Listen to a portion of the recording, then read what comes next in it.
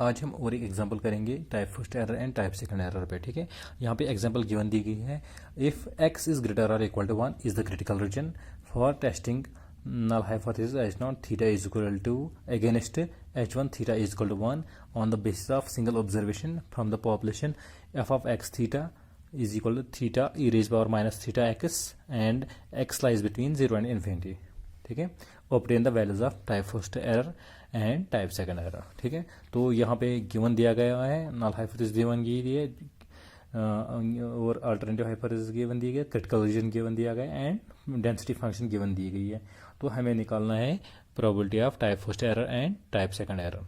ठीक है, तो यहाँ पे आपको पता होना चाहिए हमें तीन चीज़ें यहाँ पे ज़रूरत पड़ती है। ठीक है, कौन कौन सी चीज़? पहले आपको होना चाहिए हाइपोथेसिस गिवन दी गई है, ये होनी चाहिए H0 एंड H1। ठीक है, दूसरा चीज क्या होना चाहिए? क्रिटिकल रीजन होनी चाहिए, क्रिटिकल रीजन गिवन होना चाहिए। ठीक है, तीसरा क्या होना चाहिए? Density function, density function probability density function किसको कहते हैं? या प्रोबेबिलिटी मास फंक्शन। अगर डिस्क्रीट होगा तो डेंसिटी फंक्शन, अगर कंटिन्यूअस होगा तो मास फंक्शन गिवन दी। ये तीन चीज़ें अगर गिवन दी गई है तो हम आराम से निकाल सकते हैं क्या? Type first error and type second error. ठीक है, तो यहाँ पे आपको कभी कभी क्या होता है, डेंसिटी फंक्शन गिवन नहीं दिया गया है लेकिन इसके बदले में मैं कहता हूँ नॉर्मल पॉपुलेशन है। तो यहाँ पे मतलब वो क्या कह रहा है, वो डेंसिटी फंक्शन नहीं दिखा रहा है लेकिन अब वो इनडायरेक्टली आपको बता रहा है कि नॉर्मल फंक्शन है। तो अगर नॉर्मल फंक्शन है तो आप ऐसा लिखेंगे 1/σ2π under root of e raise power minus 1/2y sigma square x minus mu का होल स्क्वायर। इस तरह से ये आपको डेंसिटी फंक्शन है। इस तरह से अगर वो बोलेगा ये बाइनॉमियल डिस्ट्रीब्यूशन है तो अगर एन सी x p raise power x e 1 minus p raise n minus x, इस तरह से। ठीक है, इसी तरह ये बोलेगा पोजिशन है तो आप लिखोगे e raise power minus lambda lambda raise power x divide by x factorial. ठीक है, इसी तरह से exponential lambda e raise power minus lambda x. अगर वो बोलेगा डेंसिटी जो फंक्शन है वो नॉर्मल एक्सपोनेंशियल फंक्शन से है, तो इसी तरह से और कोई भी डिस्ट्रीब्यूशन गिवन दिया गया है तो आप वहाँ पे डायरेक्टली यूज़ कर सकते हो। ठीक है, तो यहाँ पे हमें अब क्रिटिकल रीजन भी है, इस क्वेश्चन में क्रिटिकल रीजन भी है, डेंसिटी फंक्शन भी गिवन दिया है एंड नल हाइपोथेसिस भी है। हमें टाइप फर्स्ट एरर जिस तरह हमने कल एग्जांपल में देखा था पिछले लेक्चर में, तो यहाँ पे भी हम पहले लिखेंगे here null and alternative hypothesis are H0 theta is equal to against H1 theta is equal to 1, ये गिवन दी गई है। ठीक है, now the given critical region is, critical region कैसे डिनोट करते हैं? W से। क्रिटिकल रीजन क्या है? X such that x lies between x is greater or equal to 1। ठीक है, जो एक्स का वो वैल्यू होगा जो 1 से ग्रेटर देन है वो क्रिटिकल रीजन है। ठीक है, x greater or equal to 1। जब x greater or equal to 1 critical region है, एक्सेप्टेंस रीजन क्या होगा? इसके अपोजिट, क्योंकि क्रिटिकल रीजन और एक्सेप्टेंस रीजन और म्यूचुअली एक्सक्लूसिव इवेंट्स। ठीक है, इवेंट्स नहीं कहेंगे, मतलब रीजनस कहेंगे, म्यूचुअली एक्सक्लूसिव रीजनस। तो यहाँ पे क्या है? एक्सेप्टेंस रीजन है x such that x is strictly less than equal to 1। तो ये बन गया हमें एक्सेप्टेंस रीजन, ये बना क्रिटिकल रीजन, ये बन गया हमारा एक्सेप्टेंस रीजन। ठीक है, अब हम डायरेक्टली निकालेंगे क्या? Alpha which is called the type size of type alpha is equal to probability of reject H0 when H0 is true. ठीक है, तो वो क्या होगा? रिजेक्ट कब H0 करेंगे? वो हम करेंगे जब एक्स क्रिटिकल रीजन में जाएगा, that is x belongs to W under H0 is true. ठीक है, H0 ट्रू है, इसका मतलब है थीटा का वैल्यू 2 है। इसका सिर्फ मतलब ये है आपको थीटा का वैल्यू 2 लेना है इस वक्त। जो भी ना हाइपोथेसिस में गिवन दिया गया ये यहाँ पे ट्रू है तो इसका मतलब theta is equal to 2। Probability of x belongs to critical region, वो कब क्रिटिकल रीजन में फॉलो लाई करेगा?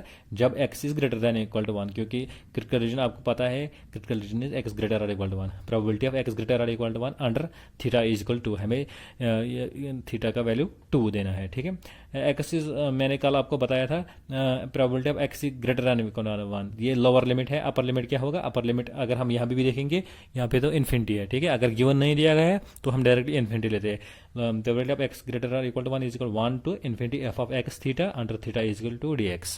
ठीक है, तो वो क्या बनेगा, वो बनेगा 1 to infinity theta e raise power minus theta x under theta is equal to, क्योंकि जो डेंसिटी फंक्शन है वो यहाँ पे क्वेश्चन में गिवन दिए गए एफ ऑफ एक्स थीटा इसके बराबर है, ठीक है, theta e raise power minus theta x under theta is equal, जब जब जहाँ तक थीटा वैल्यू आएगा तब तक हमें लिखना है थीटा इज इक्वल टू, ठीक है। अब मैं थीटा को 2 सब्स्टिट्यूट कर दूंगा, ठीक है, 1 टू इन्फिनिटी थीटा के बदले 2 आएगा, ये आएगा 2 into e raise power minus 2x dx, ठीक है।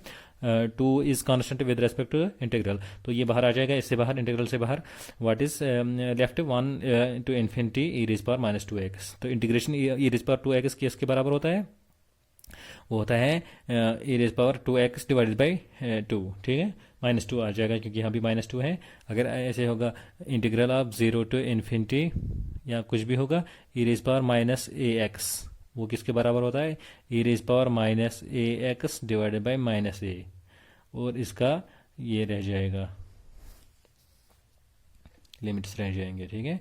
तो ये किसके बराबर होगा, 2 into e raise power minus 2x divided by minus 2, तो लिमिट्स क्या आएगा 1 टू इन्फिनिटी, ये 2 और ये 2 कैंसिल हो जाएगा, लेकिन ये माइनस है ये यहाँ पे रह जाएगा, ये माइनस वाला ये मैंने यहाँ पे लाया, ठीक है, माइनस, तो ये क्या बनेगा, मैं इसको नीचे करता हूँ, ई रेज पावर माइनस 2x इसको मैं नीचे करता हूँ क्योंकि मुझे पता है, यहाँ पे मैं लिखूँगा, नहीं यहाँ पे मैं लिखूँगा,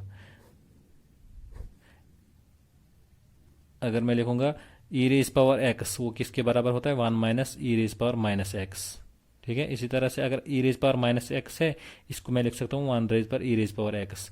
अगर मैं किसी नंबर को न्यूमरेटर में, अगर वो डिनोमिनेटर में है तो मैं इसको न्यूमरेटर में लगाऊँ तो उसका पावर जो है वो अपोजिट हो जाएगा, अगर पहले वो माइनस था वो प्लस हो जाएगा, अगर वो पहले प्लस था वो माइनस हो जाएगा, ठीक है। यहाँ ई रेज पावर एक्स ये प्लस था, जब मैंने इसको नीचे लाया तो ये पावर जो है वो आ गया माइनस में, यहाँ ये माइनस था, जब मैंने इसको नीचे लाया वो आ गया प्लस में, अगर मैं इसको ऊपर से वापस करूँगा ऊपर तो ये आ जाएगा माइनस एक्स, ठीक है। इसी तरह से ये था ई रेज पावर माइनस 2x, मैंने इसको नीचे लाया ये बन गया 1 raise power 1 divide by e raise power 2x, ठीक है। या आप ऐसे भी रख सकते हैं, ऐसे भी लिमिट दे सकते हो, ऐसा कोई ज़रूरी नहीं है, नीचे लाने की ज़रूरत भी नहीं है, ठीक है। वो आ जाएगा 1 माइनस 1 डिवाइड बाई, हम जब लिमिट देंगे वो इन्फिनिटी पहले आ जाएगा, इन्फिनिटी एक्स का देंगे तो ये आएगा 1 बाई 2 इंटू इन्फिनिटी, वो होगा 2 into infinity is equal to infinity, तो वो बन गया 1 by e raise power infinity minus 1 by e raise power, जब हम इसका 1 का एक्स का 1 देंगे तो ये बन गया 2 इंटू 1 वो हो गया 2, तो 1 by e raise power e square बन गया, ठीक है। तो ये क्या बन गया 1 minus e raise power infinity is equal to infinity, 1 by infinity is equal to 0, ठीक है। 1 बाई इन्फिनिटी हमेशा आपको याद रखना है वो 0 के बराबर होता है, तो ये बन गया माइनस 1 बाई ई स्क्वायर, ये भी माइनस, ये भी माइनस, माइनस माइनस हो गया प्लस, ये बन गया प्लस 1 बाई ई स्क्वायर, तो ये हो गया which implies alpha is equal to 1 by e square, ये बन गया साइज ऑफ टाइफोस्ट एरर, ठीक है। इसके बाद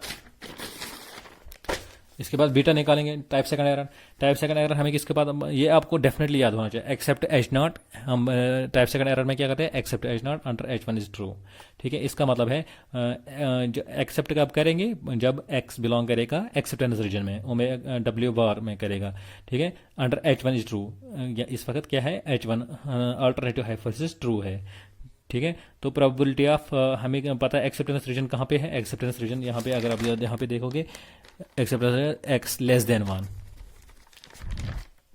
x less than 1 under alternative hypothesis क्या थी, theta is equal to 1, null hypothesis क्या थी, थीटा इज इक्वल टू 2, तो ये क्या आएगा, अब अपर लिमिट गिवन दिया गया है, लोअर लिमिट कहाँ से हम लाएंगे, लोअर लिमिट हम लाएंगे यहाँ पे जो गिवन इंटरवल दिया गया है 0 less or equal to infinity, अब अपर लिमिट है तो लोअर लिमिट यहाँ पे 0 हो जाएगा, तो ये बनेगा integral 0 to 1 f of x theta under theta is equal to 1 d x, ठीक है।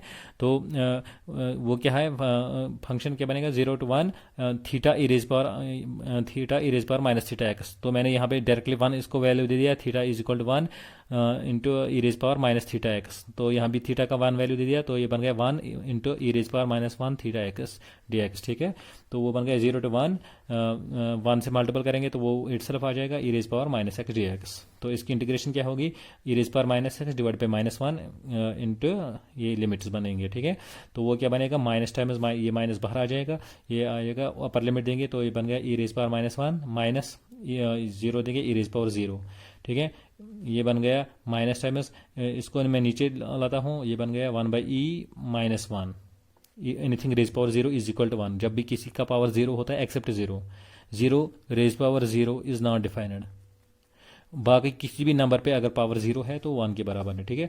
E raise power 0 is equal to 1, तो ये बन गया माइनस, ये इसका अगर हम माइनस से मल्टीपल करेंगे ये बनेगा -1/e+1, इसको मैं लिख सकता हूँ, मैं लिखूंगा पहले 1 -1/e, ठीक है। ये बन गया टाइप सेकंड एरर। तो इसके साथ हम और एक एग्जांपल देखेंगे, एग्जांपल नंबर 3, 3 एग्जांपल्स देखेंगे, तो ये काफ़ी होंगे। Let p be the probability, यहाँ पे थोड़ा डिफरेंस है, यहाँ पे हमें आपको पता चल गया यहाँ पे क्या प्रॉब्लम है। पहले मैं ऐसे पढ़ता हूँ, let p be the probability that a coin will fall head in a single toss in order to test P is equal to 1/2 against P is equal to 3/4। हमें क्या है, जो प्रोबेबिलिटी है हेड की वो P है, ठीक है। अगर हम कॉइन टॉस करेंगे उसमें जो हेड आने की चांसेस P है, तो हमें टेस्ट करना है P is equal to 1/2 against P is equal to 3/4। हमें पता है जब कॉइन टॉस करते हैं तो हेड की भी चांसेस 1/2 होते हैं और टेल के भी चांसेस 1/2 होते हैं। तो यहाँ पे अगर आप यहाँ पे देखोगे नल हाइपोथेसिस ये है, बोल रही है again null hypothesis P is equal to 1/2 against P is equal to 3/4। यहाँ पे अगर आप देखोगे इसका मतलब है नल हाइपोथेसिस बोल रही है कि कॉइन जो है वो अनबायस्ड है, वो ठीक है, ठीक है। Against P is equal to 3/4। Alternative hypothesis है वो बोलते हैं जो कॉइन है वो बायस्ड कॉइन है, ठीक है, क्योंकि इसमें अगर P is equal to 3/4 probability of head है वो है 3/4, मतलब 75%। तो हेड के चांसेस है 75% और टेल के चांसेस है 25%। उसका मतलब है कॉइन में कोई गड़बड़ है। आपने देखा होगा अगर किसी कॉइन में मतलब वो सीधी खड़ी नहीं होगी, उसमें एक तरफ से कुछ मतलब लग गया हो, उसकी क्या कहते हैं, उसका क्या मतलब टेढ़ा हो गया है एक तरफ से, तो वहाँ पे क्या होता है, वहाँ पे मतलब वो सिर्फ जब भी हम टॉस करेंगे तो वो एक ही तरफ से आ जाएगा, ठीक है। वो उसको बायस्ड कॉइन कहते हैं। यहाँ पे जो नल हाइपोथेसिस है वो कहती है हमें एक्चुअल में क्या करना है, coin is unbiased versus coin is biased, ठीक है। P इज इक्वल टू 1/2 जब होगा तो हम कहेंगे coin is unbiased, P is equal to 3/4 कहेंगे कॉइन इज बायस्ड, ठीक है। तो हमें ये टेस्ट करना है कॉइन बायस्ड है या कॉइन ठीक थी या नहीं ठीक थी। तो the coin is tossed 5 times, जो कॉइन है वो उसको 5 बार टॉस किया गया, and H naught is rejected if more than 3 heads are obtained. अगर 3 से ज़्यादा हेड आ गए हम बोलेंगे जो कॉइन है वो बायस्ड है, ठीक है। तो उस वक्त हम जब बायस्ड होगी तो हम इसको रिजेक्ट करेंगे, इसको एक्सेप्ट करेंगे, हम बोलेंगे H1 करेक्ट है, ठीक है। तो क्रिटिकल रीजन क्या बन गया, क्रिटिकल रीजन बन गया x is greater or equal to 3 more than, sorry x is greater strictly greater than. जब अब यहाँ पे देखते हैं the coin is tossed 5 times and H naught is rejected. H naught हम रिजेक्ट कब करेंगे, इफ मोर देन 3 हेड्स आकर, अगर 3 से ज़्यादा आ गए क्या हेड्स, अगर 3 से ज़्यादा हेड्स आ गए तो हम बोलेंगे कॉइन में कोई गड़बड़ है, ठीक है। 5 बार हम टॉस करेंगे, अगर 3 से ज़्यादा मतलब 4 बार आ गए या 5 बार, 4 बार हेड आ गए या 5 बार हेड आ गए तो हम बोलेंगे कॉइन में कोई गड़बड़ है। अगर 3 बार आ गए, 2 बार आ गए, 1 बार आ गया हेड या कोई बार नहीं आया हेड तो हम बोलेंगे कॉइन जो है वो फेयर है, वो अनबायस्ड है, उस वक्त हम एक्सेप्ट करेंगे, ठीक है। Are obtained find the size of type first error and type second error.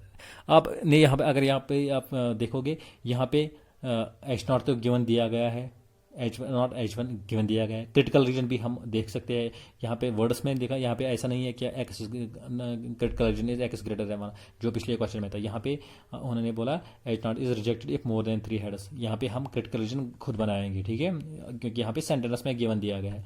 अब रही बात किस चीज़ की, डेंसिटी फंक्शन की या मास फंक्शन की, वो हमें पता इसने गिवन नहीं दिया है, यहाँ पे क्वेश्चन में वो हिडन है, ठीक है। तो उन्होंने आपको आपको हिंट दिया, अगर आपको पता है, आपने ये प्रोबेबिलिटी डिस्ट्रीब्यूशन पढ़ी होगी, तो आपको आराम से पता, आपको बोलने की, यहाँ पे बोल इस क्वेश्चन में बोलने की ज़रूरत नहीं है जो डेंसिटी फंक्शन वो क्या है। ठीक है, सोल्यूशन की तरफ देखते हैं। Solution, null and alternative hypothesis are H naught p is equal to 1/2 versus H one p is equal to 3/4। ये तो गिवन दिया गया है। Now the critical region is, critical region क्या है, x is greater or equal to 4। ठीक है, मोर than 3 heads का मतलब है या 4 आएंगे या 5 आएंगे, क्योंकि हमने 5 बार टास्क किया है। तो क्रिटिकल रीजन क्या होगा, इधर एक्स इज इक्वल टू 4 और x is equal to 5, where x is number of heads. तो क्रिटिकल रीजन बनेगा एक्स ग्रेटर और इक्वल टू 4।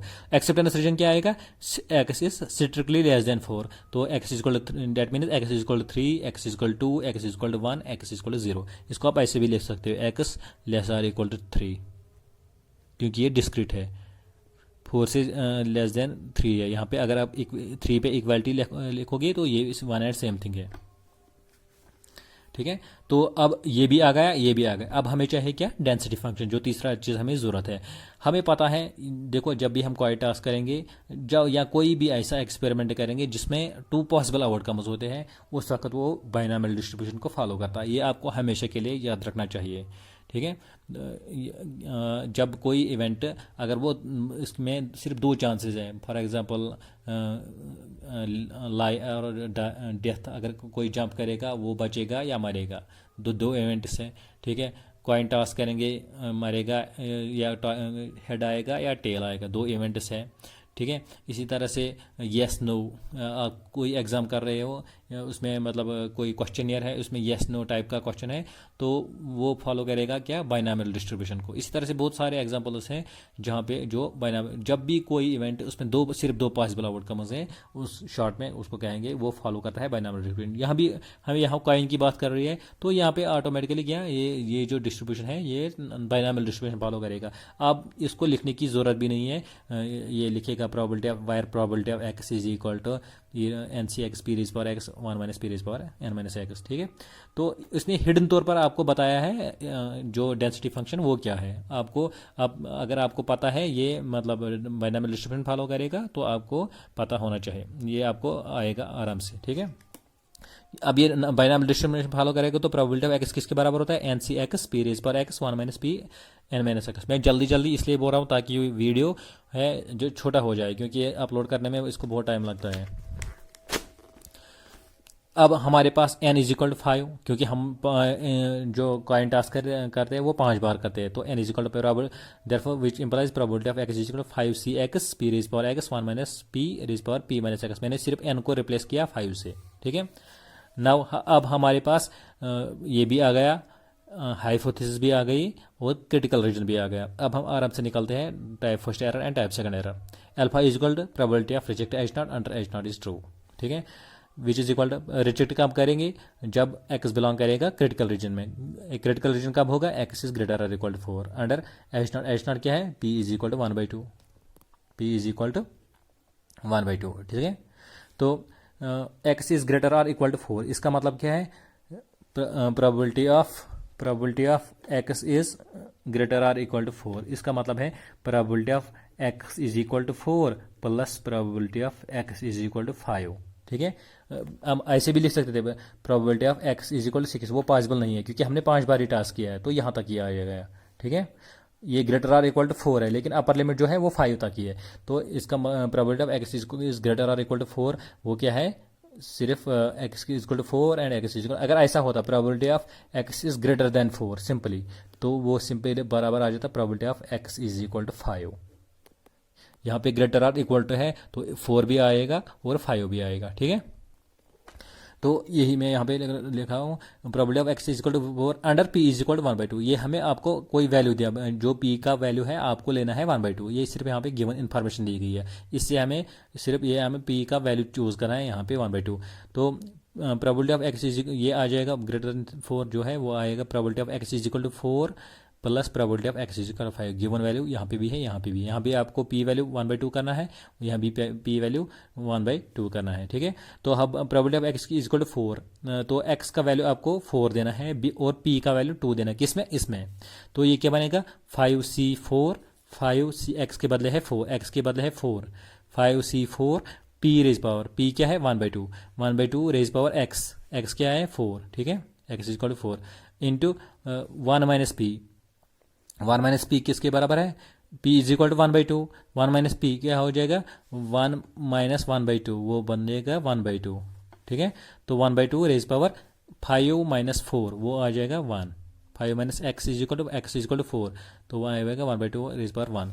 इसी तरह से यहाँ पे क्या आएगा, अब प्लस आ जाएगा, ये दूसरी टर्म है, probability of x is equal to 5 किसके बराबर होगा 5c, अब एक्स को वैल्यू देना है क्या, कौन सा वैल्यू 5, तो आएगा 5c5, 5c5, फिर आएगा p इज इक्वल टू 1/2, हाँ 1/2 raise power x is equal to 1/2 raise power 5 into 1 minus 1/2, 1 minus 1/2 वो किसके बराबर होता है 1/2 के बराबर, 1/2 रेज पावर 5 माइनस 5 वो बन गया क्या 0, ठीक है।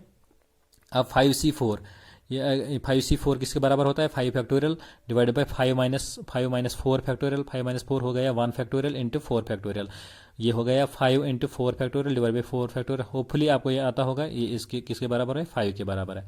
तो 5c4 किसके बराबर होता है 5 के बराबर into 1/2 raise power 4, 1/2 raise power 1, जब आपको पता है bases are same powers are added, तो ये बन गया 1/2 raise power 4 plus 1 is equal to 5, ठीक है। x raise power 4 into x raise power 2 किसके बनेगा x रेज पावर 4 प्लस 2 6, अब यहाँ पे x जो है वो 1/2 है, तो ये बन गया 1/2 का पावर 4 था, 1/2 का पावर 1 था, ये बनेगा 1/2 रेज पावर 4 प्लस 1 हो गया 5, ठीक है। 5c1 किसके बराबर होता है 1 के बराबर है हमेशा, xc x is equal n c n is equal to 1, xc x is equal to 1, 5c5 is equal to 1, 2c2 is equal to 1, ठीक है। 5c5 किसके बराबर हो गया 1 के बराबर, 1/2 रेज पावर 5 वो हो गया 5, 1/2 रेज पावर 0 किसके बराबर होता है 1 के बराबर, एनीथिंग अभी मैंने बोला था पिछले एग्जांपल में, anything raise power 0 is equal, जब भी किसी चीज़ का पावर 0 होगा वो हमेशा 1 के बराबर होता है, ठीक है। तो ये क्या बनेगा 5 टाइम्स 1/2 रेज पावर 5, ये हो गया 1/2 रेज पावर 5, ठीक है।